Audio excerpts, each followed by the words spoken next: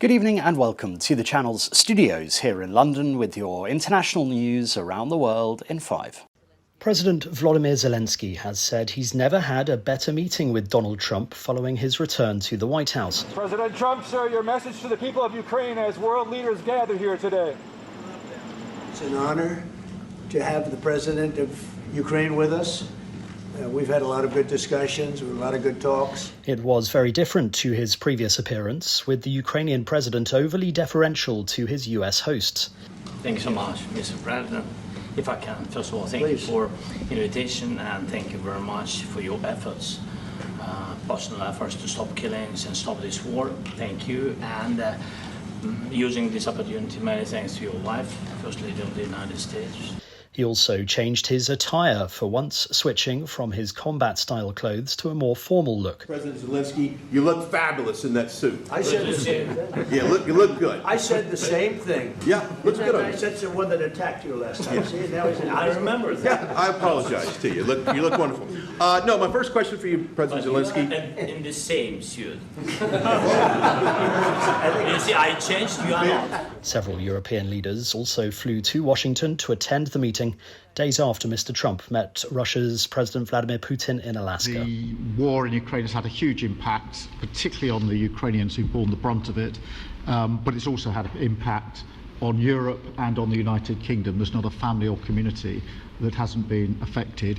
And when we talk about security, we're talking about the security not just of Ukraine, we're talking about the security of Europe and the United Kingdom as well, which is why this is such an important issue.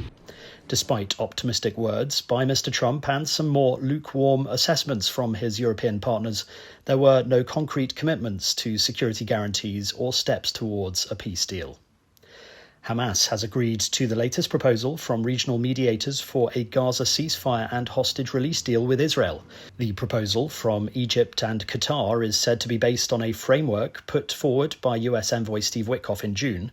It would see Hamas free around half of the 50 remaining hostages, 20 of whom are believed to be alive, in 2 batches during an initial 60-day truce. There would also be negotiations on a permanent ceasefire. It is unclear what Israel's response will be, as Prime Minister Benjamin Netanyahu's office said last week that it would only accept a deal if all the hostages are released in one go. India and China should view each other as partners rather than adversaries or threats. That's according to Chinese Foreign Minister Wang Yi, as he arrived for a 2-day visit to Delhi. Yi met with India's foreign minister, only the second such meeting between the two sides since 2020, when deadly clashes in the Galwan Valley in Ladakh, a disputed Himalayan border region, led to a complete breakdown of ties between the countries. Relations are now on a positive thread towards cooperation, Yi said, ahead of a meeting with Indian Prime Minister Narendra Modi on Tuesday. Canada's Conservative leader Pierre Poilievre is projected to win a crucial by-election in the province of Alberta to secure a new parliament seat after losing his constituency in the last general election. With final ballots still being counted, Poilievre led with 80.4% of the vote in the rural riding of Battle River Crawford, according to initial results from Canada's Electoral Commission.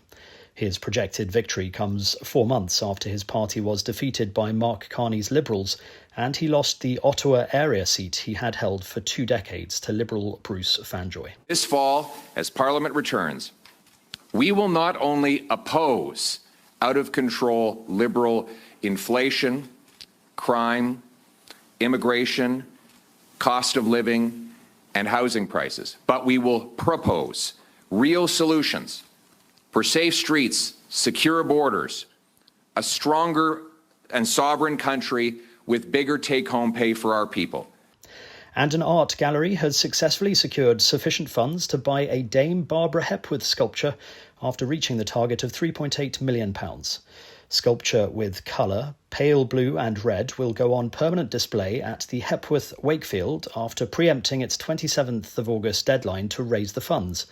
The gallery received more than 2,800 donations from the public, as well as £1.8 million from the National Lottery Heritage Fund and £750,000 from Art Fund. And that's your international news around the world in 5. Now back to the channel's studios in Lagos.